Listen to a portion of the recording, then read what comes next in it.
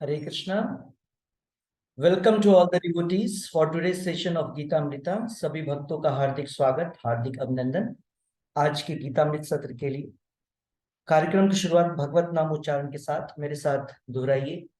ओम अज्ञानतिमिरान्धस्य ज्ञानाञ्जनशलाकया चक्षुरुन्मीलितं येन तस्मै श्रीगुरुवे नमः। नमो ओम विष्णुपादाय कृष्णपृष्ठाय भूतले श्रीमते भक्ति वेदांत स्वामिन्निति नामिने।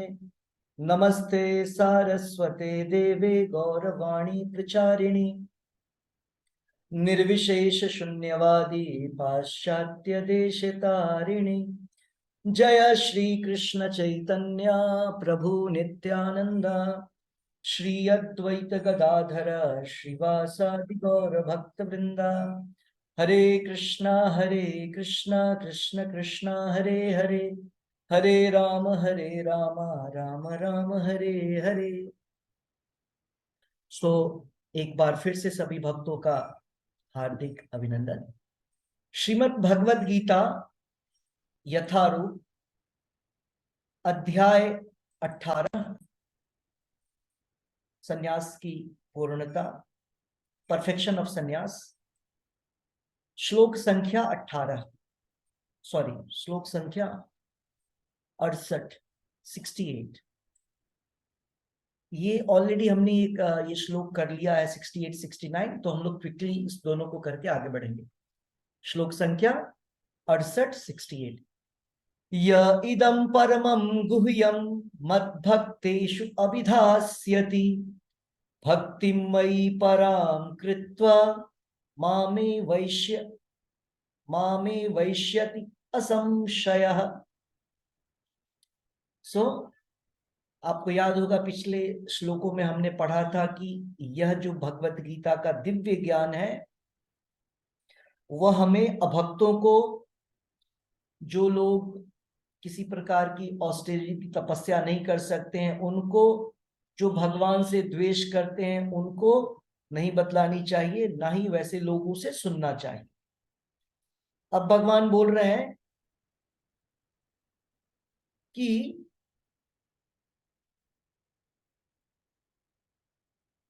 जो व्यक्ति इसको जिन भक्तों की श्रद्धा भगवान में है, अगर उनको हम इस विषय में बतलाते हैं, इस ज्ञान के विषय में प्रचार करते हैं, तो भगवान की भक्ति हमको प्राप्त होगी।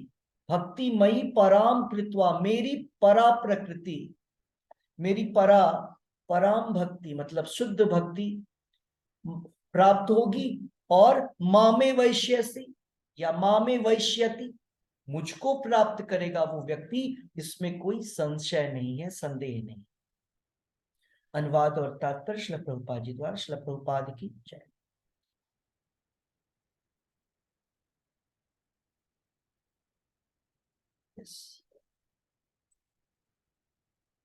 सुनीता माता जी रीडिंग करिए।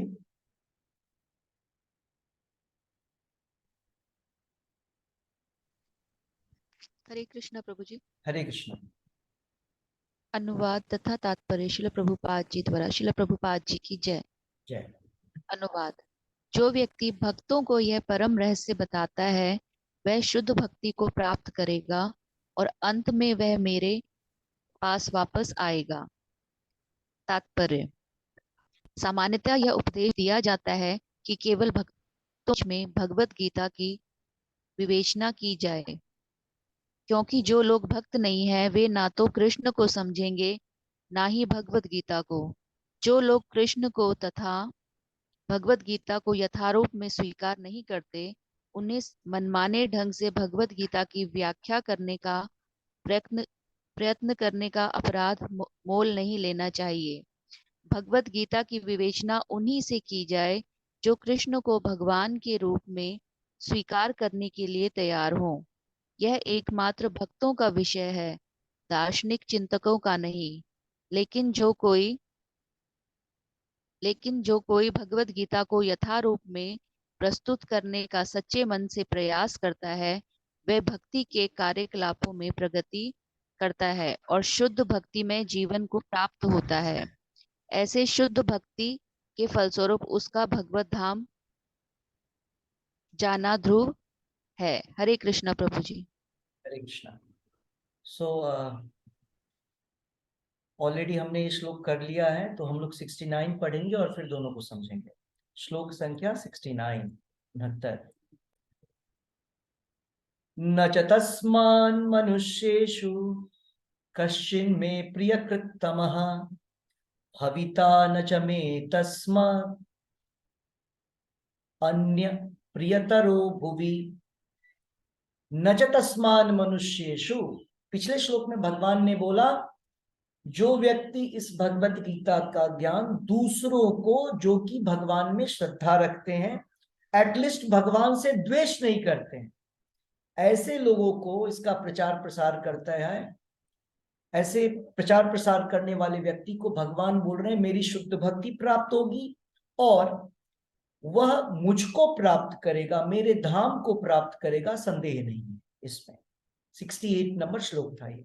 इस श्लोक में भगवान बोल रहे हैं न च तस्मान् मनुष्येषु, जब हम समस्त संसार के सारे मनुष्यों की बात करेंगे, उन सारे मनुष्यों में वह भक्त, वह व्यक्ति मेरा प्रिय व्यक्ति होगा। कौन? जिसने इसका प्रचार किया है, भगवत गीता का प्रचार, दूसरों तक भगवान के इस ज्ञान को बढ़ाया है, इस प्रकार का व्यक्ति। ओके, और वो पूरे विश्व में सबसे अधिक प्रिय होगा। भगवान बोल रहे हैं वो प्रिय है और उससे कोई दूसरा व्यक्ति प्रिय नहीं होगा। भविता न च मे तस्मान्, इस संसार में उससे अधिक प्रिय कोई व्यक्ति नहीं है और न ही भविष्य में कोई अन्य व्यक्ति उससे प्रिय होगा। या इस भगवान इस श्लोक में बोल रहे हैं इस संसार में उसकी अपेक्षा कोई अन्य सेवक न तो मुझे अत्यधिक प्रिय है और न कभी होगा। तो प्रभुपाद जी ने तात्पर्य में श्लोक संख्या 68 में हमें यह बतलाया कि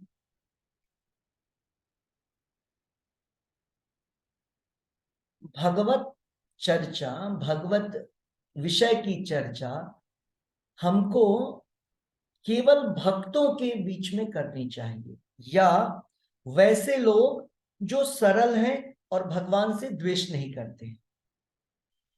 ओके, भगवत चर्चा, भगवान के विषय, भगवान की कथाओं की चर्चा केवल भक्तों के बीच में होती है। भगवान भगवत गीता में और भागवत में दोनों जगह बोलते हैं सताम प्रसंगान मम वीर्य संविदो। सताम प्रसंगान, सत मतलब भगवान, भगवान के विषय, और सताम का अर्थ भगवान के भक्त भी होते हैं। भगवान के जो ऐश्वर्य है, भगवान की जो वीरता है, भगवान की जो गाथा है, मम वीर्य संविदो, उस संवाद को केवल सताम के बीच में, सत लोगों के बीच में, भगवान के भक्तों के बीच में करना चाहिए।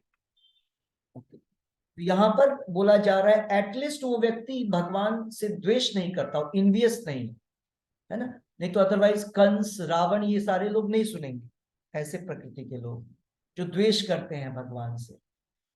और प्रभुपाद जी लिख रहे हैं भगवत गीता का सब्जेक्ट मैटर केवल भक्तों के लिए है। भगवत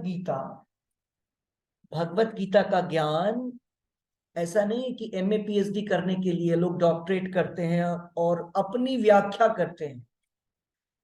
भगवत गीता की विषय वस्तु किसी भी दूसरे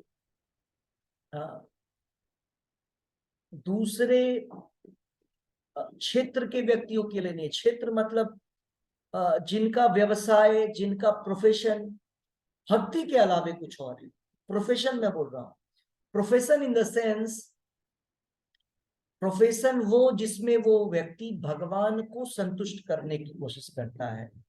प्रोफेशन, भक्ति का प्रोफेशन मतलब जिसका एकमात्र उद्देश्य है भगवान को प्रसन्न करना, भगवान की इंद्रियों को संतुष्ट करना, और सारे कार्य भगवान के लिए, तो वही व्यक्ति भगवत गीता पर चिंतन कर सकता है। भगवत गीता ऐसे ही इस संसार के भौतिक लोगों के लिए चिंतन करने का सब्जेक्ट नहीं है। रूपा जी 68वें नंबर श्लोक में बोल रहे हैं, क्योंकि जब कोई व्यक्ति जो भगवान का भक्त नहीं है, जिसका अंतःकरण, जिसकी जिसकी शुद्धिकरण नहीं हुई है, मतलब चूंकि वह भौतिकता में है,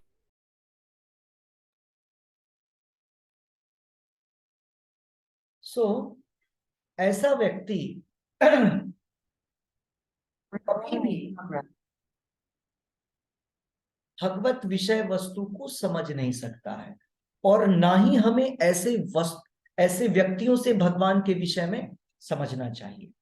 ठीक है, तो इन दो श्लोकों में भगवत गीता के महत्व के विषय में, और भगवत गीता के जो प्रचारक हैं, शुद्ध प्रचारक, जो भक्ति स्वयं करते हैं और तब जाकर के भगवत गीता का प्रचार करते हैं, उनके विषय में स्वयं भगवान बोल रहे हैं कि वह व्यक्ति, उस व्यक्ति का जीवन कितना इंपॉर्टेंट है, क्योंकि भगवान बोल रहे हैं वो मेरा डियर मोस्ट, वो मेरा अत्यधिक अति प्रिय व्यक्ति है, जो भगवत गीता का अध्ययन करता है, दूसरों को भगवत गीता के विषय में बतलाता है। और भगवान ने पिछले श्लोक में बतलाया कि भगवत गीता भक्तों के विषय में ही, केवल भक्तों के बीच में ही समझने बूझने का कार्य करना चाहिए, भगवत गीता वहीं पर डिस्कस करना चाहिए। ओके, अब हम लोग चलेंगे श्लोक संख्या 70 की तरफ। भगवान यहां पर यज्ञ के विषय में बतला रहे हैं, देखिए, अध्येष्यते च य इमं धर्म्यं संवादमावयोः ज्ञान यज्ञेन तेनाहमिष्टम, ज्ञान यज्ञेन तेनाहमिष्टम मिष्टः स्यामीति मे मतिः, श्याम इति मे मतिः। सो अध्ये एष्यते, अध्ययन से अध्येष्यते, च य इमं धर्म्यम, भगवान बोल रहे हैं इस पवित्र संवाद को जो व्यक्ति अध्ययन करता है, वह व्यक्ति ज्ञान यज्ञ कर रहा है। मतलब वह व्यक्ति बुद्धि के द्वारा, जब हम अपने बुद्धि को भगवत गीता को समझने में लगाते हैं, स्टडी करने में लगाते हैं, अध्ययन करने में लगाते हैं, तो उसको बोला जाता है ज्ञान यज्ञ। जैसे आपको याद होगा, तीसरे अध्याय में हमने पढ़ा था द्रव्य यज्ञ, द्रव्य यज्ञ, वहां भी ज्ञान यज्ञ आया था, वहां ज्ञान योग आया था, यज्ञ भी आया था। यहां भगवान बोल रहे हैं बुद्धि से कोई मेरी सेवा करेगा, कब? जब शास्त्रों का अध्ययन करते हैं। तो जब हम भगवत गीता, भागवतम या इस प्रकार की चर्चाएं सुनते हैं, भगवत चर्चा, इसका मतलब है हम बुद्धि के द्वारा भगवान की सेवा कर रहे हैं, यज्ञ कर रहे हैं, जिसको ज्ञान यज्ञ बोलता है। भगवान बोल रहे हैं ये मेरा मत है। सो अनुवाद और तात्पर्य श्रील प्रभुपाद जी द्वारा। श्रील प्रभुपाद की जय। मिथिलेश माता जी रीडिंग करेंगे श्लोक संख्या 70।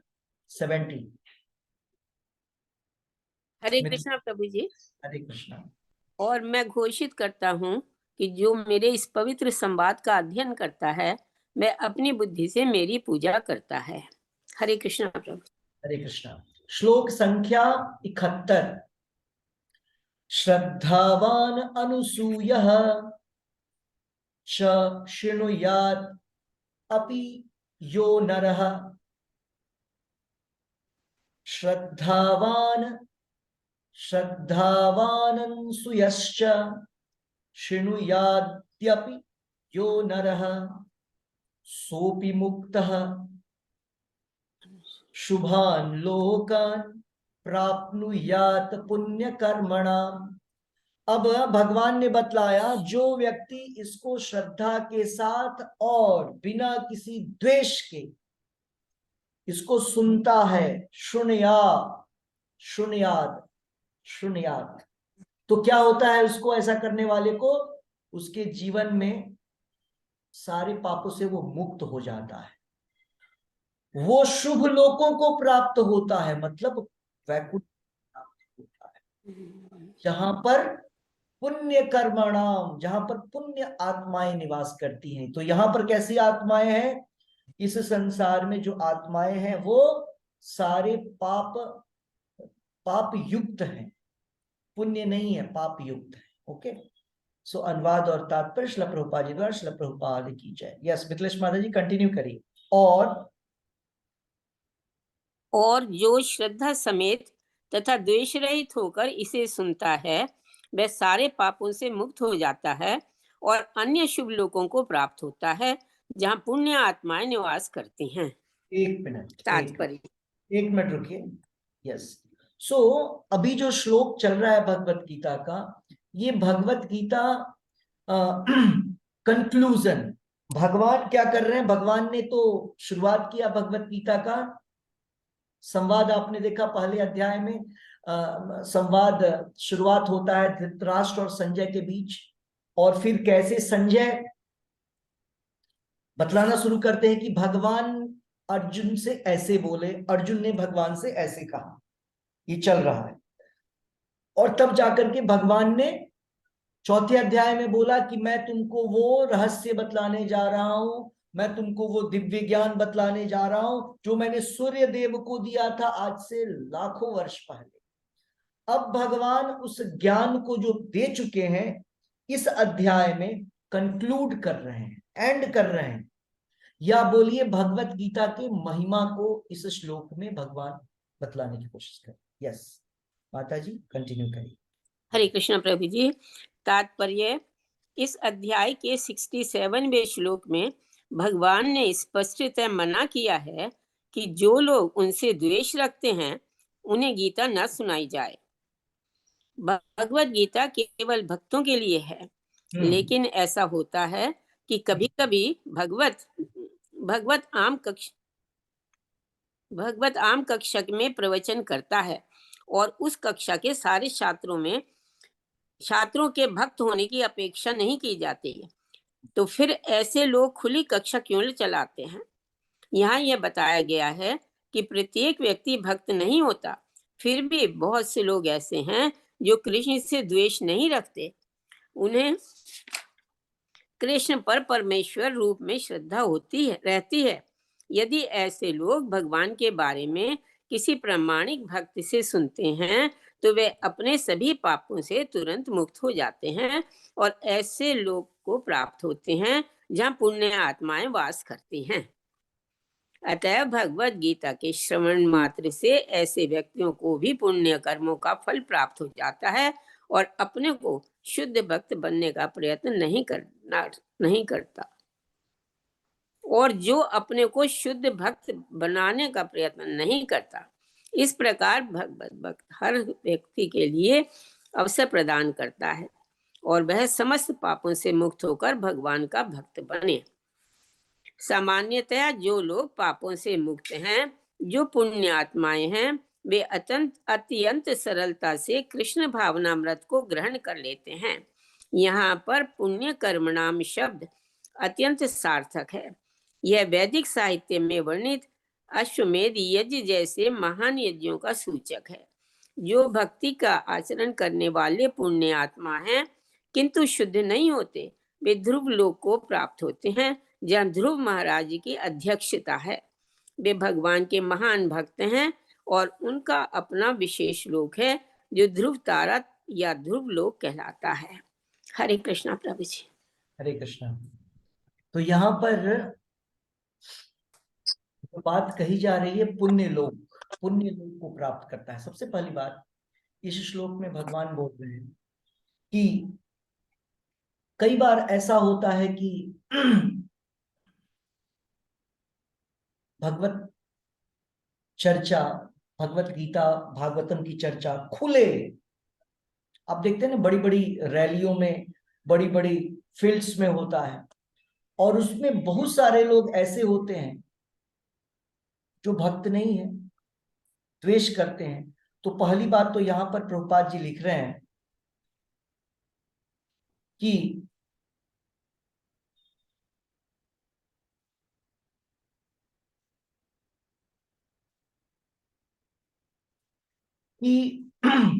जब ऐसी भीड़ में भी कुछ लोग जो भगवान से द्वेष नहीं करते हैं, भगवान को नहीं जानते हैं, भगवान से द्वेष नहीं करते हैं, लेकिन अगर उन्हें ऐसा मौका मिल जाता है कि वे प्रामाणिक भक्तों से सुनते हैं, उनकी श्रद्धा जागृत हो जाती है। उन्होंने अपनी तरफ से कोई मेहनत नहीं किया, उन्होंने अपनी तरफ से किसी प्रकार का कोई एफर्ट नहीं लगाया, वो बस वहां बैठे हुए हैं।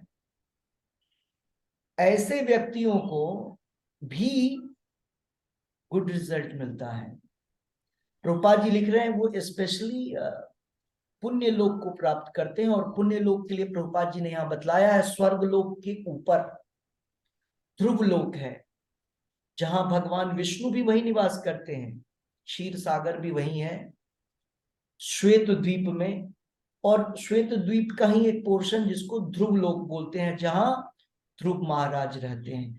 तो ये लोग जो भगवान के शुद्ध भक्त नहीं है, लेकिन जिन्होंने श्रवण कर लिया शुद्ध भक्तों के द्वारा, उनको वहां से प्रमोशन मिलता है, और फिर से ध्रुव महाराज के पास, जो कि भगवान के शुद्ध भक्त हैं, उनके लोग जाते हैं, और वहां उनके सानिध्य में, उनके एसोसिएशन में भक्ति को और आगे बढ़ाते हैं। और बाद में भक्ति जब उनकी पूर्णतः भक्ति में वो पूर्ण हो जाते हैं, शुद्ध भक्ति को प्राप्त करते हैं, तो बैक टू गॉड हट जाते हैं। कहने का अर्थ है श्रीमद् भागवतम या श्रीमद् भगवत गीता किसी भी प्रकार से अगर हमको भक्तों के मुखारविंद से सुनने का अवसर प्राप्त हो जाए, तो हमारे जीवन में वो जो कर्म है उसको पुण्य कर्म नाम बोलते हैं। पुण्य कर्म, जैसे आप जानते हैं यहां पर भी पाप कर्म होते हैं, गलत कोई काम करते हैं पाप है। पुण्य हम सोचते हैं किसी की मदद करना, किसी को भोजन खिलाना, पानी पिलाना पुण्य कर्म है। लेकिन उस पुण्य कर्म से क्या होगा, कहां तक जा पाएंगे, स्वर्ग लोक तक। लेकिन स्वर्ग लोक तक जाएंगे तो गिरने का डर बना रहता है, ऐसा नहीं करना चाहिए, गिरना ही पड़ता है, ऐसा बोल सकते हैं। स्वर्ग तक जाएंगे तो आप नीचे 100% आएंगे। भगवान ने भगवत गीता में बोला, क्षिणे पुण्य कर्म लोकम विशंति।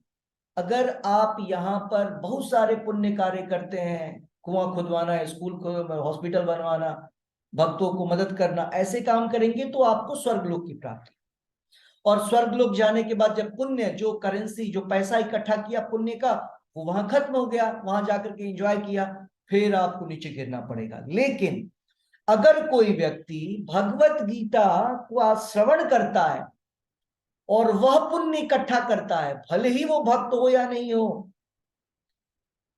अभी वो भक्त हो या नहीं हो, लेकिन अगर वो भगवान के शुद्ध भक्तों से श्रवण करता है, तो उसको एक ऐसे लोक की प्राप्ति होती है जो स्वर्ग से भी ऊपर है, ध्रुव लोक, पोल स्टार। और वहां जाने के बाद ध्रुव महाराज स्वयं भगवान के शुद्ध भक्त हैं, जिनको भगवान के दर्शन हुए थे और होते रहते हैं। उनके एसोसिएशन में जाने के बाद उनको फिर और आगे भक्ति की प्राप्ति होती है और भगवत धाम को प्राप्त करते हैं। ओके, तो इस पूरे श्लोक में तात्पर्य में प्रभुपाद जी हमें यही बतला रहे हैं कि कोशिश करना चाहिए, जैसे ये क्लासेस होते हैं या अन्य और भी क्लासेस होते हैं, बहुत सारे लोग इस संसार में वे द्वेष नहीं करते हैं भगवान से। एक्चुअली क्या है, अभी के समय में तो भगवान से द्वेष करने वाले लोग भी नहीं, उनको कुछ पता ही नहीं है। तो हम लोगों का ये दायित्व बनता है। इसके पहले का जो श्लोक था, न च तस्मान मनुष्येषु य इदम परमम गुह्यम यो भक्तेषु अभिधास्यति। हमको किसी भी प्रकार से उनको इस ज्ञान के से कनेक्ट करना चाहिए। वहां जो लिखा है ना, इस ज्ञान को देना चाहिए, इसका मतलब यही नहीं कि हम देना शुरू करेंगे। अगर हम दे सकते हैं तो हम भी दे सकते हैं, आप लोग भी अगर बतलाना चाहें तो बतला सकते हैं। दूसरा तरीका है कि उसको कनेक्ट करें, जहां से श्रील प्रभुपाद जी ने जो ज्ञान दिया है उस ज्ञान को उसको प्राप्त हो सके। तो वैसे व्यक्ति भी, वे लोग द्वेष भगवान से नहीं करते हैं, वे लोग अज्ञानी हैं, इग्नोरेंट हैं, उनको ज्ञान नहीं है, और वे लोग विरोध, क्योंकि उनको ज्ञान नहीं है इसलिए वो लोग माया में हैं। तो जिनको थोड़ा बहुत भी ज्ञान होता है उनका ये दायित्व बनता है कि दूसरे लोगों तक इसको प्रचार करें, उनको कनेक्ट करें, जिससे कि हमारी भक्ति बढ़ेगी और उनका भी कल्याण होगा। एक बार दो बार भी क्लास में आया, सुने। जैसे मुझे याद है कि बहुत सारे लोगों ने मुझे कई सारे नंबर भेजे हैं, प्रभु जी इसको कनेक्ट कर दीजिए ग्रुप में, ये क्लास अटेंड करेंगे। पता नहीं कब उन्होंने अटेंड किया, नहीं किया, लेकिन फिर भी मैं ग्रुप में ऐड कर देता हूँ, कहीं वो ग्रुप में एक दो बार भी देखने का मौका मिल जाएगा। सो वो गेन है उनके लिए, उनको उनसे फायदा होगा। ओके, तो श्लोक संख्या 72, 72। अब भगवान सब सारी चीजों को भगवत गीता के महत्व के विषय में, भगवत गीता अध्ययन करने वाले के विषय में इन सब श्लोकों में बतलाएंगे। तो श्लोक संख्या 72। कच्चिद एतत् श्रुतं पार्थ त्वया एक अग्रेण चेतसा कंचित अज्ञान सम्मोहः प्रनष्ट ते धनंजय। कच्चिद एतम श्रुतम पार्थ त्वया एक अग्रेण चेतसा, मीन्स एकाग्र चेतसा, किंचित अज्ञान सम्मोह प्रनष्ट ते धनंजय। भगवान बोलना चाह रहे हैं, अगर कोई व्यक्ति एकाग्र होकर के इस भगवत गीता, देखिए भगवत गीता के श्रवण के विषय में भगवान इन सारे श्लोकों में बोल रहे हैं। पहले श्लोक में बोला आप कोई भक्त नहीं है, लेकिन एक बार भी शुद्ध भक्त से सुन लिया, उसको कितना पुण्य मिल जाएगा कि स्वर्ग को क्रॉस कर जाएगा वो। यहां पर बोल रहे हैं, अगर कोई व्यक्ति एकाग्र चित्त से, एकाग्रेण चेतसा अगर सुनता है तो क्या होगा? भगवान बोल रहे हैं अज्ञान मोह दूर हो जाएगा। और भगवान यहां अर्जुन को बोल रहा है कि तुमने अगर एकाग्र से सुना है तो तुम्हारा सम्मोह बिल्कुल दूर हो जाएगा। आपको पता है कि वो तो पहले ही दूर हो गया था 11वें अध्याय में। अर्जुन ने 11वें अध्याय के पहले नंबर श्लोक में अर्जुन ने बोला था कि मेरा मोह समाप्त हो गया है। अब जब ये 72 भगवान बोलेंगे तो अर्जुन भी बोलेगा, यस करिष्ये वचनम तव, बोलेगा स्मृतिम लब्ध्वा। ठीक है, वो भगवान को बोलेगा कि सच में मेरा जो सम्मोह है ना वो समाप्त हो गया है। इसके जस्ट बाद में श्लोक आने वाला है, देखिए, नष्टो मोह स्मृतिम लब्ध्वा त्वत्प्रसादान मयाच्युता। समझ रहे हैं? वो तो भगवान बोल रहे हैं कि अब क्या है, तुम्हारा निश्चित, तुम्हारा जो मोह है, अज्ञान है, वो समाप्त हो जाएगा। तो अनुवाद और तात्पर्य श्रील प्रभुपाद जी द्वारा। श्रील प्रभुपाद की जय। यस, हर्षिता माता जी रीडिंग करिए। हरे कृष्णा प्रभु जी। हरे कृष्ण। अनुवाद। हे प्रतापपुत्र, हे धनंजय, क्या तुमने इससे अर्थात इस शास्त्र को एकाग्रचित्त होकर सुना, और क्या अब तुम्हारा अज्ञान तथा मोह दूर हो गया है? तो तात्पर्य। यहाँ पर भगवान अर्जुन से, भगवान क्यों पूछ रहे हैं ऐसा? भगवान ऐसा इसलिए अर्जुन से बुलवाना चाह रहे हैं। हो सकता है कि कुछ लोग बोले भगवान ने बोला और भगवान ही बोल रहे हैं ऐसा करोगे तो ऐसा हो जाएगा, जैसा कि भगवान कई श्लोकों में बोलते आए हैं, भगवत गीता का ज्ञान सुनोगे तुम्हारे सारे पाप दूर हो जाएंगे, तुम मेरे धाम को आ जाओगे। अब भगवान बोल रहे हैं अर्जुन तुम बताओ, अर्जुन के द्वारा कंफर्मेशन लेना चाह रहे हैं भगवान कि तुमने एकाग्रचित होकर के सुना है, अब तुम्हारा अज्ञान और मोह है क्या, या समाप्त हो गया? तो भगवान अर्जुन के द्वारा सर्टिफिकेशन दिलवाना चाह रहे हैं। पहले भगवान ने बहुत सारा कंफर्मेशन दिया था, हाँ ऐसा होगा ऐसा होगा, अब अर्जुन से पूछ रहे हैं। और इसके माध्यम से भगवान हमें यह भी बतलाना चाह रहे हैं, दूसरा इंपॉर्टेंट पॉइंट, कि भगवत गीता का ज्ञान हमको एकाग्रचित होकर के, कंसंट्रेट होकर के और बड़े ही श्रद्धा के साथ सुनना चाहिए, जैसे अर्जुन ने सुना था। देखिए भगवत गीता का ज्ञान ऐसा नहीं कि चलो चल रहा है सुन लेते हैं, कुछ हो जाएगा, नहीं हुआ होगा क्या फायदा, उससे कोई फर्क तो पड़ता है नहीं। अर्जुन किस सिचुएशन में था? अर्जुन जिस सिचुएशन में था, अर्जुन भयभीत था, अर्जुन के पास, उसको लग रहा था संसार के सारे कष्ट उसी के पास है, अर्जुन के पास है। तो उस कष्ट में जब अर्जुन ने सुना और उससे वो क्रॉस ओवर, उससे वो बाहर जा रहा है, तो जिस अटेंशन के साथ, जिस ध्यान के साथ और जिस श्रद्धा के साथ अर्जुन ने सुना है, हमको भी कोशिश करना होगा जब भी पढ़े उसी प्रकार से अटेंटिव होकर के सुने। भगवान ने शुरू में ही बोला था, अगर अर्जुन की तरह सुनोगे कोई, अगर अर्जुन की तरह कोई सुनेगा तभी भगवत गीता समझ सकता है। ओके, सो यहां पर भगवान अर्जुन से पूछ रहे हैं। यस माता जी, आगे। तात्पर्य: श्री भगवान अर्जुन के गुरु का काम कर रहे थे, अतएव यह उनका धर्म था कि अर्जुन से पूछते कि उसने पूरी भगवत गीता सही ढंग से समझ ली है या नहीं। यदि नहीं समझी है तो श्री भगवान उसे फिर से किसी अंश विशेष या पूरी भगवत गीता बताने को तैयार हैं। वस्तुतः जो भी व्यक्ति श्री कृष्ण जैसे प्रामाणिक गुरु या उनके प्रतिनिधि से भगवत गीता को सुनता है, उसका सारा अज्ञान दूर हो जाता है।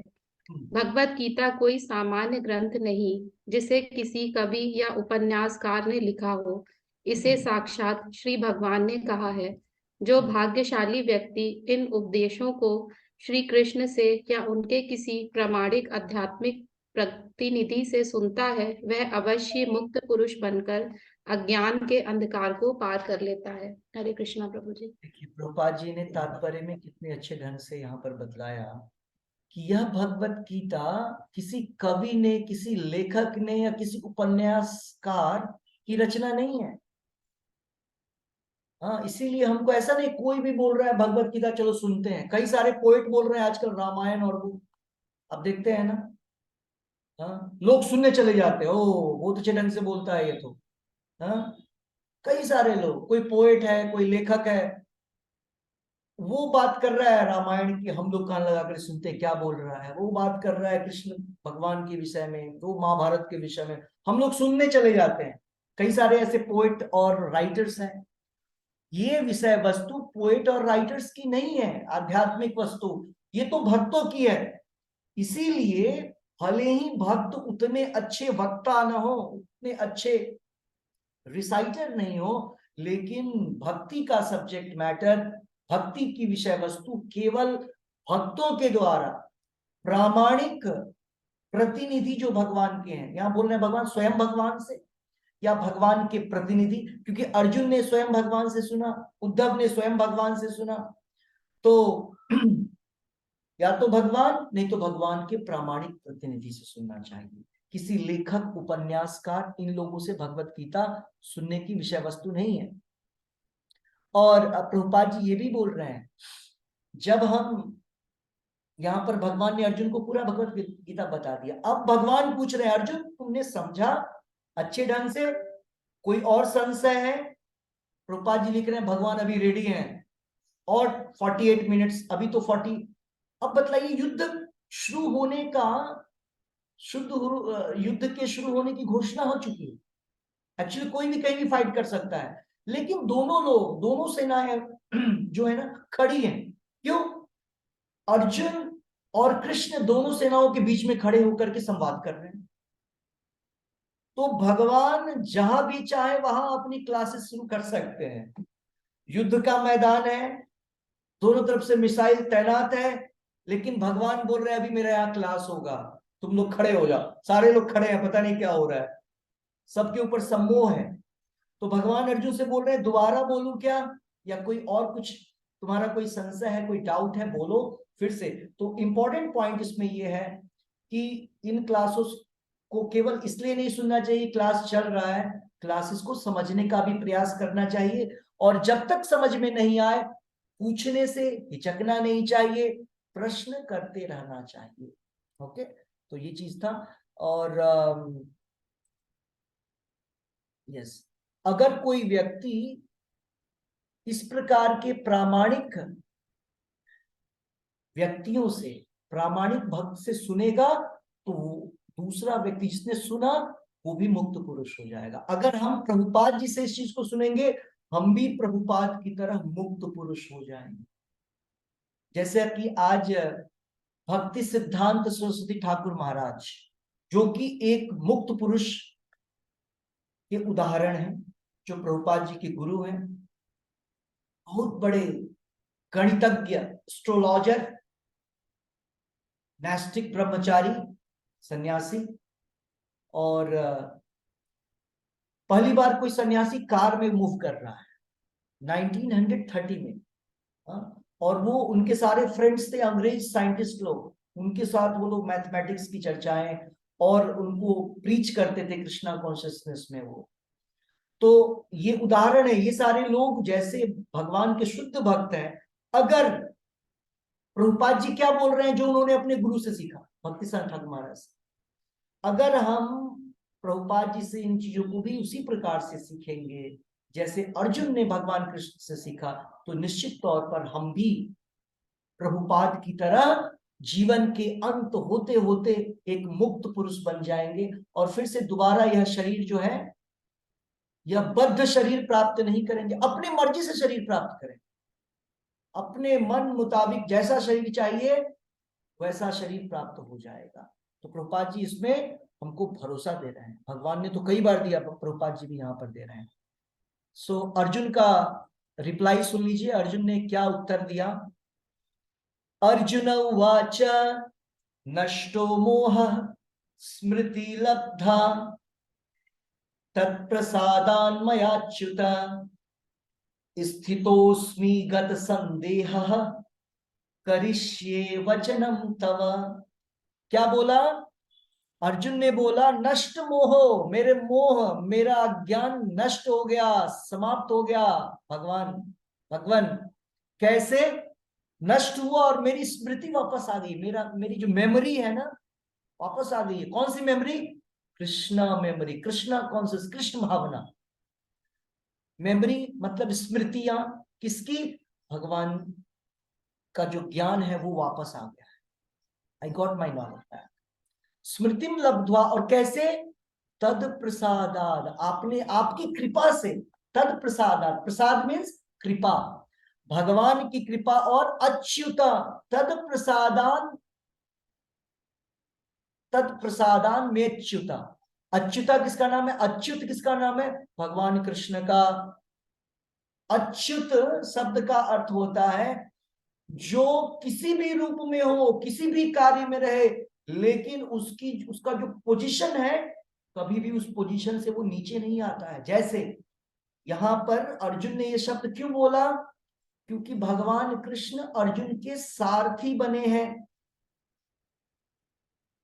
और भगवान ने पिछले श्लोक में शब्द यूज किया पार्थ, और पार्थ ने इधर क्या बतलाया? पार्थ सारथी से बात किया कि भले ही आप मेरे सारथी हैं। आप देख रहे हैं ना मेरे बैकग्राउंड में, भगवान रथ और घोड़ों की लगाम को हाथ में रखे हैं। भले ही भगवान एक सारथी हैं, चैरिटियर हैं, लेकिन वे कभी भी अपने भगवत्व से, अपने उस सुप्रीम पोजीशन से नीचे नहीं आते हैं। भगवान कोई भी कार्य करेंगे, भगवान किसी भी रूप में आएंगे, लेकिन भगवान का जो भगवत्व है, भगवान की वो जो सुप्रीम पोजीशन है, उससे भगवान थोड़े भी नहीं, 1 इंच भी नहीं हिलते हैं। भगवान किसी भी रूप में रहे, छोटे बालक के रूप में रहे, फिश के रूप में रहे, टाइगर के रूप में रहे, हंस के रूप में रहे, किसी भी रूप में रहे, भगवान की शक्ति वैसी ही होती है। इसलिए अर्जुन बोल रहे हैं आपकी कृपा से हे अच्युता, आपकी कृपा से, आपके प्रसाद से मेरी स्मृति वापस आ गई है, और मोह नष्ट हो गया है और स्थितोस्मि गत संदेह, और मेरे सारे संदेह समाप्त हो गए हैं, चले गए हैं। गत मतलब चले गए हैं मेरे संदेह, डाउट समाप्त हो गया है और अब मैं बिल्कुल स्थिर हो गया हूं। अब मैं क्या करूंगा, करिष्ये वचनम तब, अब मैं आपकी बात को आपने मुझे जैसे बतलाया ना उसको मैं बिल्कुल एज इट इज करूंगा।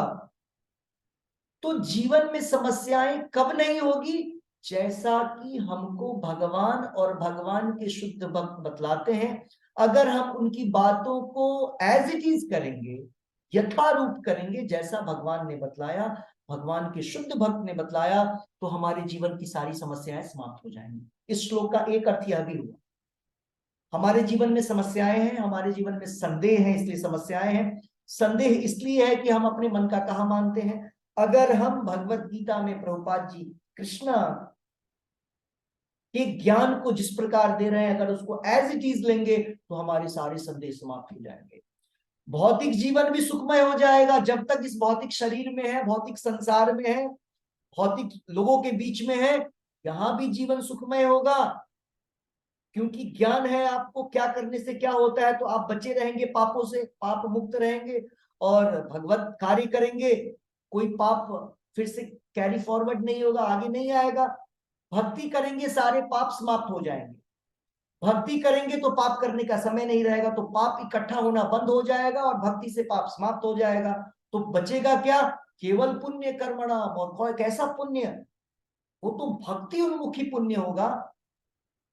और ऐसा करने से जीवन, जब आपका ये जीवन समाप्त होगा, जब ये शरीर समाप्त होगा, ठीक है, शरीर के समाप्त होते ही सारा संबंध समाप्त हो जाते हैं। शरीर के समाप्त होते ही घर वर सबसे आपका कनेक्शन कट हो जाता है, कोई नहीं पहचानेगा आप कौन है। भले ही आप इस पूरे ब्रह्मांड के ब्रह्मा क्यों ना हो, मृत्यु होने के बाद आप ब्रह्मा नहीं रह पाएंगे, इस पूरे ब्रह्मांड के मालिक नहीं रह पाएंगे आप, आपको कोई याद नहीं रखेगा। सो यहाँ पर भगवान यही बोल रहे हैं कि हमको अर्जुन की तरह भगवत गीता का ज्ञान एज इट इज लेना चाहिए। हमारे सारे संदेह समाप्त हो जाएंगे, हमारी मेमोरी वापस आ जाएगी, जीवन के सारे कष्ट समाप्त हो जाएंगे। ओके, सो यस, अनुवाद और तात्पर्य शिला प्रभुपाद जी द्वारा। शिला प्रभुपाद की जय। मीनाक्षी माता जी रीडिंग करिए। हरे कृष्णा प्रभु जी। हरे कृष्ण। प्रभु जी अनुवाद पढ़ना ना पहले। हाँ, अर्जुन ने कहा, अर्जुन ने कहा, हे कृष्ण, हे अच्युत, अब मेरा मोह दूर हो गया। आपके अनुग्रह से मुझे मेरी स्मरण शक्ति वापस मिल गई। अब मैं संशय रहित तथा दृढ़ हूँ और आपके आदेशानुसार कर्म करने के लिए उद्यत हूँ। हरे कृष्ण। हरे कृष्ण। तात्पर्य। शिला प्रभुपाद जी द्वारा तात्पर्य। शिला प्रभुपाद जी की जय। जीव जिसका प्रतिनिधित्व अर्जुन कर रहा है, उसका स्वरूप यह है कि वह परमेश्वर के आदेशानुसार कर्म करे। बस वह आत्मानुशासन। Yes, 1 minute. अब देखिए यहां पर प्रभुपाद जी ने लिख दिया, अर्जुन भ्रमित नहीं था, अर्जुन प्रतिनिधित्व कर रहा है, अर्जुन रिप्रेजेंट कर रहा है किसको, हम जैसे बद्ध जीवों को, हम जैसे मोहित सम्मोहित भ्रमित जीवों को रिप्रेजेंट कर रहा है अर्जुन। क्यों, क्योंकि भगवान को समझाना है, तो हम आपको तो लेंगे नहीं, भगवान भगवान हमसे और आपसे तो बात करेंगे नहीं। भगवान को कोई भी लीला करनी होती है, कोई भी कार्य करना होता है, तो अपने किसी एक भक्त को उठाते हैं और उसको वहां पर वो रोल दे देते हैं कि तुम अब चलो, तुम अभक्त बन करके मुझसे बात करो और मैं तुमको ज्ञान दूंगा। तो अर्जुन यहाँ पर एक बद्ध जीव की भूमिका अदा कर। यस माता जी। वह आत्मानुशासन। प्रभु जी अभी दिख नहीं रहा है। अब दिख रहा है। हाँ जी। वह आत्मानुशासन अर्थात संयम के लिए बना है। श्री चैतन्य महाप्रभु का कहना है कि जीव का स्वरूप परमेश्वर के नित्य दास के रूप में है। इस नियम को भूल जाने के कारण जीव प्रकृति द्वारा बद्ध हो जाता है। लेकिन परमेश्वर की सेवा करने से वह ईश्वर का मुक्त दास बनता है। जीव का स्वरूप सेवक के रूप में है। उसे माया या परमेश्वर में से किसी एक की सेवा करनी होती है। करेक्ट। यदि वह परमेश्वर की सेवा करता है तो वह अपनी सामान्य स्थिति में रहता है, लेकिन यदि वह बाह्य शक्ति माया की सेवा करना पसंद करता है तो वह निश्चित रूप से बंधन में पड़ जाता है। इस भौतिक जगत में जीव मोहवश सेवा कर रहा है। वह काम तथा इच्छाओं से बंधा हुआ है, फिर भी वह अपने को जगत का स्वामी मानता है। यही मोह कहलाता है। मुक्त होने पर पुरुष का मोह दूर हो जाता है और वह स्वेच्छा से भगवान की इच्छा अनुसार कर्म करने के लिए परमेश्वर की शरण ग्रहण करता है। जीव को फांसने का माया का अंतिम पाश यह धारणा है कि वह ईश्वर है। जीव सोचता है कि अब वह बद्ध जीव नहीं रहा, अब तो वह ईश्वर है। वह इतना मूर्ख होता है कि वह यह नहीं सोच पाता कि यदि वह ईश्वर होता तो इतना संशयग्रस्त क्यों रहता। वह इस पर विचार नहीं करता। इसलिए यही माया का अंतिम पाश होता है। वस्तुतः माया से मुक्त होना भगवान श्री कृष्ण को समझना है और उनके आदेशानुसार कर्म करने के लिए सहमत होना है। नेक्स्ट रीडिंग, इस श्लोक में नेक्स्ट हरे कृष्ण आदित्य पढ़ो। हरे कृष्णा। हरे कृष्ण प्रभु जी। इस श्लोक संजय वाचा प्रभु जी। नहीं, यहाँ तात्पर्य में स्क्रीन पे देखो, इस श्लोक में मोह शब्द अत्यंत महत्वपूर्ण है। एक सेकंड। बस श्लोक संख्या 73।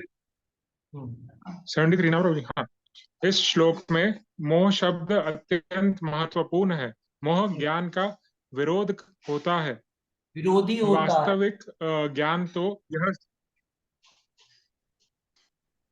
विरोधी होता है। वास्तविक ज्ञान तो यह समझाना है कि प्रत्येक जीव भगवान का शाश्वत सेवक है। लेकिन जीव अपने को इस स्थिति में ना समझकर सोचता है कि वह सेवक नहीं है, अपितु इस जगत का स्वामी है, क्योंकि वह प्रकृति पर प्रभुत्व जताना चाहता है। यह मोह भगवत कृपा से या शुद्ध भक्त की कृपा से जीता जा सकता है। इस मोह के दूर होने पर मनुष्य कृष्णा भावनामृत में कर्म करने के लिए राजी हो जाता है। कृष्ण के आदेश अनुसार कर्म करना कृष्णा भावनामृत है। बद्ध जीव माया द्वारा मोहित होने के कारण यह नहीं जान पाते कि परमेश्वर स्वामी है, जो ज्ञान में है और सर्व संपत्तिवान है। वे अपने भक्तों को जो कुछ चाहे दे सकते हैं। वे सब के मित्र हैं और भक्तों पर विशेष कृपालु रहते हैं। वे बस प्रकृति तथा समस्त हरे कृष्णा। नेक्स्ट रीडिंग रेवा गुप्ता माता जी पढ़िए यहाँ से। वे प्रकृति या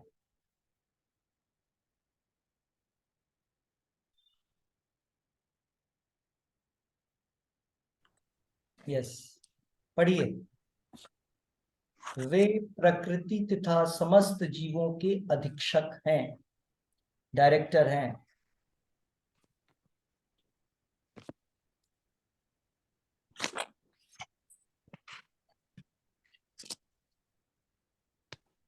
पढ़िए लास्ट पैराग्राफ, श्लोक संख्या 72, 73। जी प्रभु। 73 जी प्रभु जी। वे अपने भक्तों को जो चाहे कुछ दे सकते हैं। वे सबके मित्र हैं और भक्तों पर विशेष कृपालु रहते हैं। वे प्रकृति तथा समस्त जीवों के अधीक्षक हैं। वे अक्षय काल के नियंत्रक हैं और समस्त ऐश्वर्यों एवं शक्तियों से पूर्ण हैं। भगवान भक्त को आत्मसमर्पण भी कर सकते हैं। जो उन्हें नहीं जानता वह मोह के वश में है। वह भक्त नहीं बल्कि माया का सेवक बन जाता है। लेकिन अर्जुन भगवान से भगवत गीता सुनकर समस्त मोह से मुक्त हो गया। वह ये समझ गया कि कृष्ण केवल उसके मित्र ही नहीं बल्कि भगवान है और वह कृष्ण को वास्तव में समझ गया। अतएव भगवत गीता का पाठ करने का अर्थ है कृष्ण को वास्तविकता के साथ जानना। जब व्यक्ति को पूर्ण ज्ञान होता है तो वह स्वभावतः कृष्ण को आत्मसमर्पण करता है। जब अर्जुन गया, ये तो जनसंख्या की अनावश्यक वृद्धि को कम करने के लिए कृष्ण की योजना थी, तो उसने कृष्ण की इच्छा अनुसार युद्ध करना स्वीकार कर लिया। उसने पुनः भगवान के आदेशानुसार युद्ध करने के लिए अपना धनुष बाण ग्रहण कर लिया। हरे कृष्ण प्रभु। अब यह श्लोक समाप्ति की ओर है। 4 श्लोक और बचे हैं छोटे छोटे से, क्योंकि अब भगवान कुछ नहीं बोलेंगे। भगवान का वो लास्ट श्लोक था। अर्जुन ने आंसर दे दिया। फाइनल शुरुआत वहां से हुआ था। फर्स्ट चैप्टर के लास्ट श्लोक में अर्जुन रथ पे बैठ गया, ठीक है, और भगवान ने उसको वहां से मोटिवेट करते करते अब फाइनली वो खड़ा हो गया। प्रभुपाद जी लिख रहे हैं तात्पर्य में, अब वो धनुष बाण लेकर के युद्ध के लिए आ रहा है। अब इस श्लोक के बाद संजय फिर से धृतराष्ट्र को बतलाएगा। शुरू में बतलाया था कि अर्जुन तो युद्ध नहीं करेगा। जब ये बात धृतराष्ट्र सुना बहुत खुश हो गया कि अब तो अर्जुन नहीं युद्ध करेगा, तब तो बहुत आसानी से ये युद्ध समाप्त हो जाएगा, हम लोग जीत जाएंगे कौरव। लेकिन अब फिर से धृतराष्ट्र के लिए एक बुरी खबर आने वाली है कि अर्जुन पूरी शक्ति के साथ युद्ध करेंगे।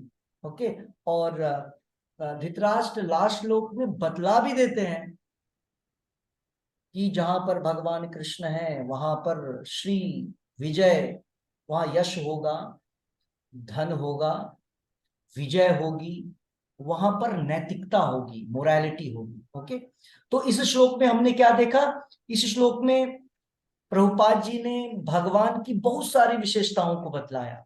इतना लंबा, इतना सुंदर सा तात्पर्य है कि अगर कोई व्यक्ति भगवान कृष्ण कि भगवत गीता को सुनेगा, इसका मतलब क्या है कि वह वास्तविक तरीके से भगवान को समझेगा। देखिए प्रभुपाद जी बहुत प्रैक्टिकल लिख रहे हैं। ऐसा कोई भी कहीं भी, जितने लोग ये भागवत बोलने वाले लोग हैं, पंडित लोग हैं, बहुत सारे गुरु लोग चारों तरफ घूम रहे हैं, इन लोग के पास जाएंगे तो आपको ये सब चर्चा ही नहीं होगा। करना क्या है, क्या होता है, नहीं होता है, तुम समझे नहीं समझे कोई फर्क नहीं पड़ता है। प्रभुपाद जी क्या बोल रहे हैं? भगवत गीता पढ़ा है, भक्ति करते हो तो कृष्णा कौन है समझ में आया, अर्जुन की तरह, वास्तविकता में अर्जुन की तरह समझ में आया। कृष्णा कौन है? तो कृष्णा कौन है? कृष्णा क्या है? सर्वस्य और सर्व लोकों के मालिक हैं। और हम कौन है? भगवान के दास हैं। हमारा काम क्या है?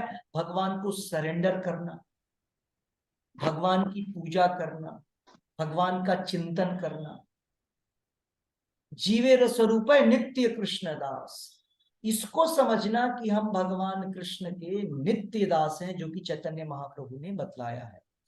तो अगर कोई व्यक्ति ये सब समझ पाता है, इसका मतलब तब जाकर के वो भक्ति कर रहा है। और भगवत गीता, भागवत, जितने भी ग्रंथ पढ़े, अगर उसे अगर इस प्रकार की समझ नहीं हो रही है, उसके अंदर नहीं आ रही है, इसका मतलब है उसकी भक्ति बस टाइम वो गंवा रहा है।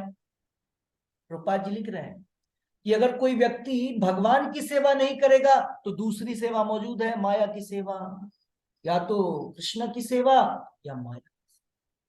तो इस संसार में सारे लोग, बहुत सारे लोग जो भक्ति दिखलाते हैं कि वो बहुत बड़े भक्त हैं, लेकिन वो भक्ति एक्सटर्नली रखते हैं, इंटरनली वो माया के ही दास रहते हैं, गोदास, अपने इंद्रियों के दास, गोदास।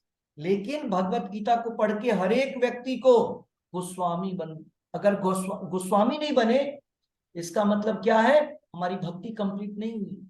गोस्वामी, गोस्वामी मतलब जो व्यक्ति इंद्रियों के ऊपर विजय प्राप्त करता है। तो भक्ति का लक्ष्य है, भक्ति का लक्ष्य है ये समझना कि ये जो शरीर है, हमारा मन है, हमारी बुद्धि है, ये सब भगवान की सेवा के लिए। इसी को बोलते हैं गोदास, या सॉरी, इसी को बोलते हैं गोस्वामी। जितने भी गोस्वामी हुए हैं, आचार्य हुए हैं, वो क्या करते हैं, अपनी पूरी एनर्जी को भगवान की सेवा में लगाते हैं। तो भगवत गीता पढ़ी हमने, लेकिन भगवान को नहीं समझ पाए, तो समय ही गंवाते चले गए। ठीक है, तो ये सारी चीजें बहुत इंपॉर्टेंट है। प्रभुपाद जी इसमें बतला रहे हैं कि माया का जो फंदा है, पाश, माया का पाश, पाश का अर्थ रस्सी। जैसे हम जानते हैं नागपाश, नाम सुना, नागपाश, पाश मतलब रस्सी। वरुण पाश, हर एक देवताओं के पास ना, यम पाश, यमराज के पास एक रस्सी है, यमदूतों को देते हैं बांधने के लिए आत्माओं को, उसको बोलते हैं यमराज की रस्सी, यम पाश। वरुण देव के पास एक रस्सी है जिसका नाम है वरुण पाश। नागलोक में जो नागदेव हैं उनके पास भी है नागपाश। तो अलग अलग पाश है। यहां पर क्या है, हम लोग माया के पाश में, माया के पास 3 रस्सियां हैं, रजोगुण, तमोगुण और सतोगुण। और वो रस्सी रस्सी के समान दिखती भी नहीं है। कैसी दिखती है वो आपको एक सुंदर सा भौतिक शरीर मिल जाएगा, ये पाश है, एक फैमिली मिल जाएगा, रिलेटिव मिल जाएंगे, संसार मिल जाएंगे, सोसाइटी, ये सारी उसी रस्सी की अभिव्यक्ति है, मैनिफेस्टेशन है। वो रस्सी रूप ले लेकर के आती है और आपको माया के पाश में बांध देती है। कब? जब हम भगवत गीता का अध्ययन नहीं करते हैं अच्छे ढंग से, भक्ति को एक्सटर्नल बना के रखते हैं, मतलब ऐसे ही दिखलाने के लिए, शो, हम भी टेंपल जाते हैं, हम भी चैंटिंग करते हैं, कुछ ऐसे ही। ये सारे काम करेंगे तो क्या होगा, अंते नारायण स्मृति, अंत समय में भगवान का स्मरण नहीं होगा, इसका मतलब सारे काम हमारे यूजलेस हो गए, कोई फायदा नहीं हुआ। यहाँ पर प्रभुपाद जी यही बोलना चाह रहे हैं कि माया के पास से निकलना है तो भगवत गीता सुनना है, और माया के पास का एक अंतिम, माया के जादू का ना एक सबसे लास्ट जो एक खतरा है, वो क्या है, माया आपको और हमको क्या बोलती है, हम ही ईश्वर हैं। सबसे लास्ट, प्रभुपाद जी लिखते हैं, लास्ट स्नेयर ऑफ माया, माया का अंतिम चाल क्या है, माया आपको बोलेगी कि तुम ही ईश्वर हो, हम ही कृष्ण है, हम ही राम है, हम ही भगवान है। तो अभी आप जैसे आप देख रहे हैं ना, ये जो मॉडर्न भौतिक, जो हम बहुत सारे साइंटिफिक इन्वेंशंस देख रहे हैं, साइंटिस्टों को देख रहे हैं, जो लोग बोलते हैं हम कुछ भी कर सकते हैं। कोई बोलता है हम सूरज तैयार कर लेंगे, कोई बोलता है हम जीवन तैयार कर लेंगे। हाँ, तो इस प्रकार की चीजें, लोगों को क्या लगता है कि हम जो है भगवान बन जाएंगे। लेकिन देखिए, भगवान बनेंगे तो ऐसी हालत होगी, हाँ, जैसे आप देख रहे हैं किस प्रकार से अर्थक्वेक, फ्लड, सीरिया और तुर्की, अनलिमिटेड लोग, कुछ नहीं करना पड़ा, नो अटैक, एक अटैक, पता ही नहीं चला किधर से अटैक आ रहा। इसको बोलते हैं अधिदैविक, अधिदैविक क्लेश। पाप के बढ़ने पे देवताओं के द्वारा जो खतरा, या देवताओं के द्वारा जो कष्ट दिया जाता है, उसका नजारा है ये।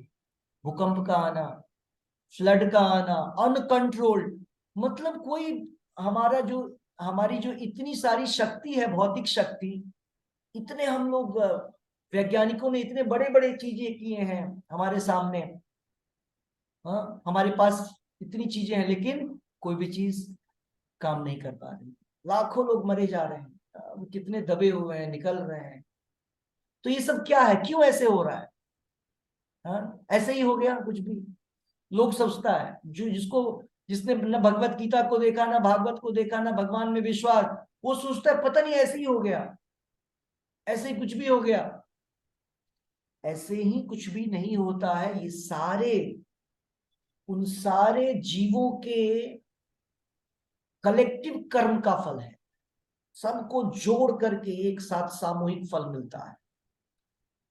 जैसे जब इंडिया में भी फ्लड आया था, सुनामी आई थी मैरीना बीच पे चेन्नई में, बहुत सारे लोग जो वहां के थे उस समय में वहां से नॉर्थ इंडिया में आ गए थे घूमने के लिए, और कुछ इधर से नॉर्थ इंडियन लोग वहां गए थे आनंद उठाने के लिए। वो लोग चले गए आनंद उठाने। तो समझ रहे हैं जीवों को कैसे ढूंढा जाता है। वो जो काल है वो ढूंढ करके सबको इकट्ठा कर लेता है। अभी भी वही हो रहा है इस तरीके से। एक पर्टिकुलर जगह को ढूंढना, या कहीं पे आप देखते हैं टेररिस्ट अटैक हुआ, कहीं पे रसिया यूक्रेन का युद्ध हुआ, उतने लोग मारे जा रहे हैं। ये सब क्या है? ये सारी एक तो राजा के पुण्य और पाप का फल प्रजा के ऊपर भी पड़ता है। ठीक है, सामूहिक जिस व्यक्ति का जितना बड़ा कंट्रोल है, जितने लोगों पे वो शासन करता है, उस व्यक्ति के पाप और पुण्य का फल भी उन सारे लोगों पर पड़ता है। तो एक कलेक्टिव इफर्ट हो रहा है। तो अगर कोई व्यक्ति माया के बंधन से मुक्त नहीं होगा तो इस प्रकार के रोगों से, ये सब रोग ही है, कष्ट, जो रोग में भी कष्ट होता है इस प्रकार से ये अधिदैविक है, देवताओं के द्वारा दिया गया कष्ट है, जिसमें कि मनुष्य उसको, कोई भी बड़ा मनुष्य इस संसार का बड़े से बड़ा ताकतवर पावरफुल पर्सन भी इन सारी चीजों को बदल नहीं सकता है, रोक नहीं सकता है, वो होकर के रहेगा। ओके, तो मोह ज्ञान का विरोधी है, प्रभुपाद जी लिख रहे हैं। जब तक मोहित रहेंगे हम, इसका मतलब हम अज्ञान में। तो इस संसार में जितने लोग हैं ना, 99.99% लोग जो बड़े बड़े विद्वान लोग हैं, बड़े साइंटिस्ट हैं, बड़े बड़े रिसर्च कर रहे हैं, वे सारे लोग जो अपने आप को विद्वान मानते हैं, ज्ञानी हैं, उनके पास जो ज्ञान है वो माया का ज्ञान है। वे ज्ञानी है, माया के ज्ञान में, रियल ज्ञान में नहीं। वैसे ज्ञान में नहीं है जो समझ पाए यहां पर जो कुछ हो रहा है वो माया की 3 रस्सियों द्वारा बनी है और कुछ नहीं है। पंच तत्व से बना है और माया की जो 3 रस्सियां हैं वो उनको अपने प्रभाव से काम करवा रही है। सब कुछ पंच तत्व से मिलकर बना है। माया अपनी 3 रस्सियों में उस पंच तत्व को, क्योंकि पंच तत्व भी माया के ही तत्व हैं, हाँ महत तत्व, माया अपने इस 3 रस्सियों से उसको प्रभावित करके उससे वैसा काम करवाती है उसके गुणों के आधार पर, है ना। तो ये चीजें जो इस संसार के ज्ञानी लोग हैं, सो कॉल्ड ज्ञानी, वो इन सारी चीजों को नहीं समझ पाते हैं और भ्रमवश क्या सोचते हैं, अज्ञानतावश सोचते हैं कि वो इस संसार के स्वामी हैं, प्रभु हैं, और इस पूरे प्रकृति पे अपना प्रभुत्व जमाना चाहते हैं। प्रकृति के ऊपर प्रभुत्व, यही तो है। अभी ये प्रकृति के द्वारा आप देखिए इस प्रकार का भूकंप आना, सुनामी, फ्लड, ये सारी चीजें क्या है? कहाँ गई हमारी क्षमता, कहाँ गई हमारे वो स्वामित्व का भाव? कौन रोक सकता है? कुछ भी नहीं। अब तो बस हम लोग कोशिश कर रहे हैं फिर से। लोग कहाँ कहाँ रह रहे हैं, कोई घर कोई शेल्टर नहीं है, गाड़ी में जा रहे हैं, गाड़ी में घर बना हुआ है, गाड़ियां लेके भी भाग रहे तो फ्लड आ गया, फ्लड में गाड़ी फंस गई। ये सारी चीजें केवल इसलिए है क्योंकि लोग भगवान से दूर हो गए, सही मायने में दूर हो गए।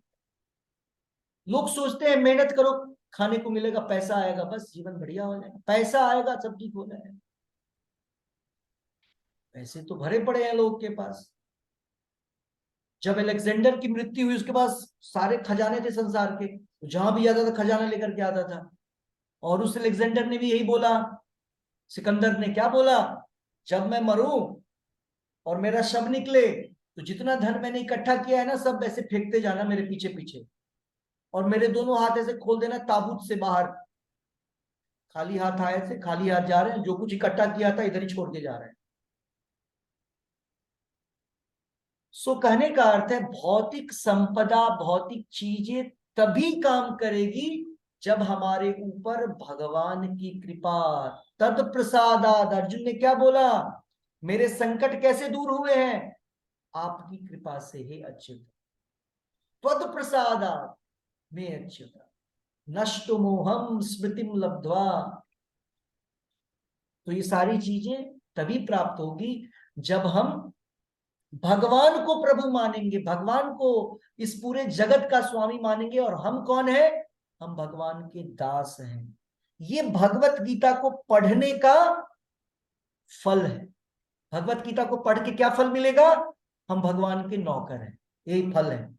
हम भगवान के सेवक हैं। जितने लोग इस संसार में हैं वे सारे लोग भगवान के सेवक हैं, और हमको भगवान की सेवा करनी है। ये भगवत गीता का कंक्लूजन चल रहा है, और हमको भगवान की सेवा करनी है।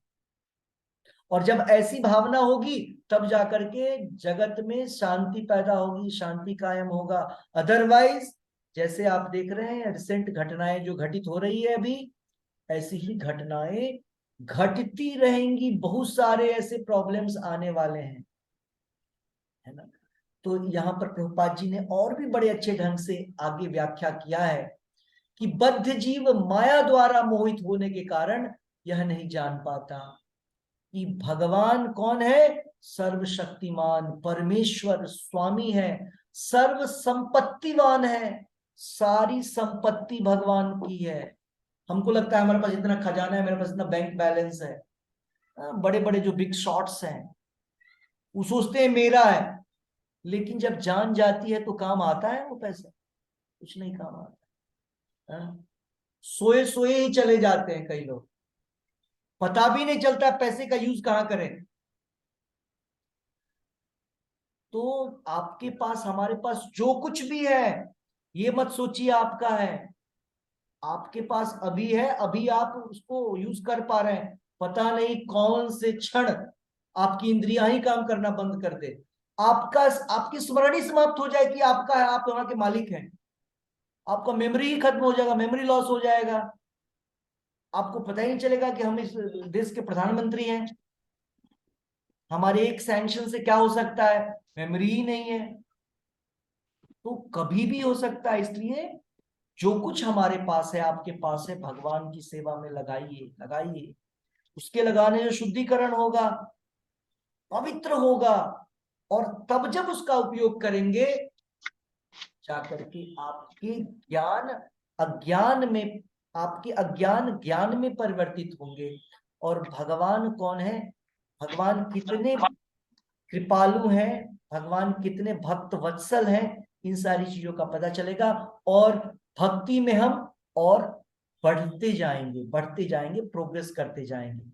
तो यहाँ पर प्रभुपाद जी लिख रहे हैं कि अर्जुन को लास्ट में पता चल गया कि ये महाभारत का युद्ध ऐसा नहीं कि पांडव और कौरव मिलकर के जो है, पांडवों को लगा कि मुझे गद्दी चाहिए और हम अब उसको, अब अर्जुन को पता चल गया ये युद्ध इसलिए नहीं हो रहा है राजगद्दी चाहिए इसलिए, ये युद्ध भगवान ने किया है, भगवान ने सेट किया है। जितने लोग हैं ना, भगवान ने सबको बुलाया, पूरे पूरे पृथ्वी से लोग आए हुए हैं, मतलब ये युद्ध करने के लिए।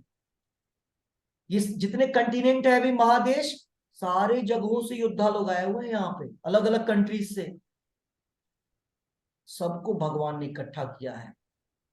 इन 19 अक्षौणी सेना यहाँ पर आई, सारे लोग वहां इकट्ठा हो गए हैं।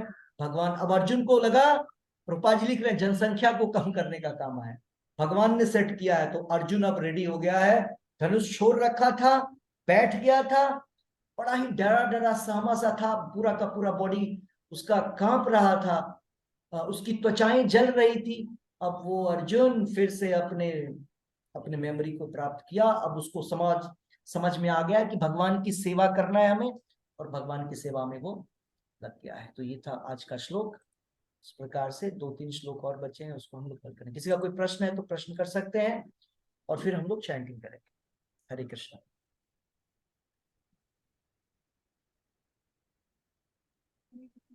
प्रभु जी, मेरा एक प्रश्न है। या बोलिए। हरे कृष्ण प्रभु। हरे प्रभु कृष्ण जी, बोलिए। मतलब जैसे भगवान ने पिछले श्लोकों में बताया कि जो भगवान का विरोध करते हैं उन्हें भगवत ज्ञान नहीं देना चाहिए, या उनके समक्ष बैठ के भगवत भक्ति नहीं करनी चाहिए। तो जिस हिसाब से हम लोग बुक डिस्ट्रीब्यूशन वगैरह करते हैं प्रभु जी, तो कई बार हम ऐसे लोगों से भी मिलते हैं जिनको हम भगवत गीता देते हैं पर उसे पढ़ते नहीं है। तो क्या उस चीज का पाप हमें लगेगा? क्या है, पहली बात तो ये समझना है, वहां पर यह पॉइंट था कि जो लोग भगवान से द्वेष करते हैं, ये इंपॉर्टेंट है।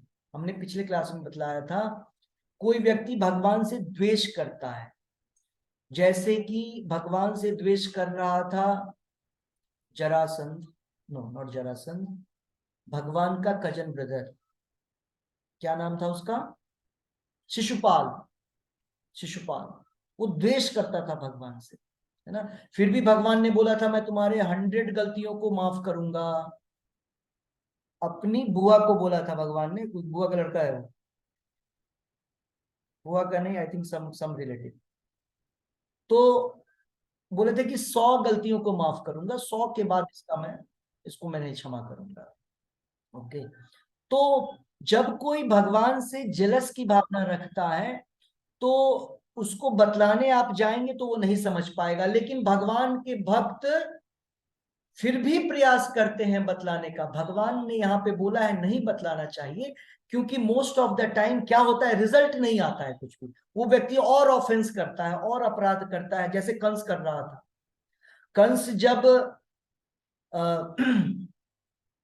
कंस जब हस्तिनापुर और पांडव कहाँ थे, पांडवों का कौन सा वो राज्य था जो अभी दिल्ली है, what is the name, Hastinapur है वो, इंद्रप्रस्थ प्रभु जी। हस्तिनापुर। सो इंद्रप्रस्थ, पांडव लोग इंद्रप्रस्थ में थे, और जो धृतराष्ट्र था वो हस्तिनापुर में था, मेरठ। ओके। तो वहां पर जब उस सभा में आया तो जितनी बार कोई भगवान के विषय में अच्छा बोलता था वो उस पर और गुस्सा हो जाता था और बुरा बोलता था। तो जनरली क्या होता है, जब आप जैसे बुक डिस्ट्रीब्यूशन के लिए जा रहे हैं, जब कोई व्यक्ति विरोध करे तो वहां से हट जाना चाहिए। अगर भगवान के विरोध में बोल रहा है तो शास्त्र में वर्णन है कि आप कई तरह के सॉल्यूशंस हैं, उसकी जीवा काट देनी चाहिए, बहुत सारी चीजें फिलोसफिकली समझाना चाहिए, और एक ये भी है आप जितना समझाएंगे अगर नहीं समझेगा तो वो गलत बोलता रहेगा, अपराध करेगा, बेटर है आप वहां से चले आए। तो ऐसे स्थिति में चले आना चाहिए, नॉर्मल नहीं कि जो भक्ति नहीं करता है उसको नहीं बोलना चाहिए। इसलिए अभी के समय में मैंने इसलिए बोला कोई भी ऐसा एथिस्ट नहीं है यहाँ पर जो भगवान से विरोध करता है, भगवान का बहुत बड़ा वो द्वेष करता है, इसलिए वो नहीं है। भगवान इसको हमारा अपराध नहीं मानते बुक डिस्ट्रीब्यूशन। ठीक है। हरे कृष्ण। हरे कृष्ण। किसी और को कुछ पूछना है? ओके। सो आज का जो जप है,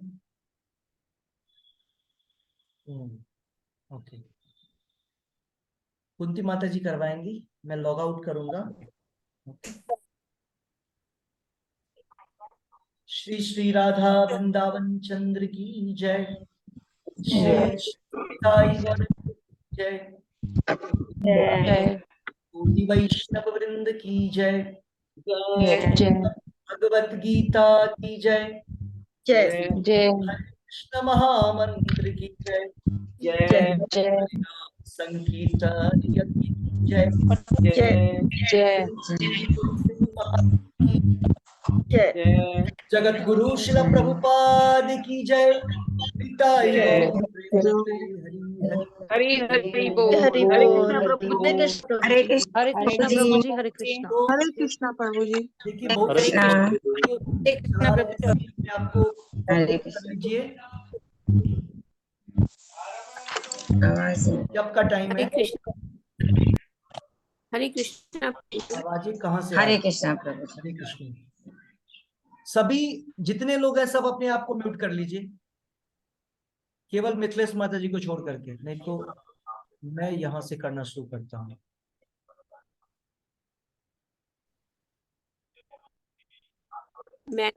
मैंने माला करनी है या कुंती बहन जी ने माला, माता जी ने माला करनी?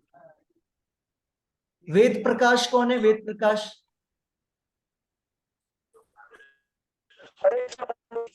आप म्यूट कर लीजिए।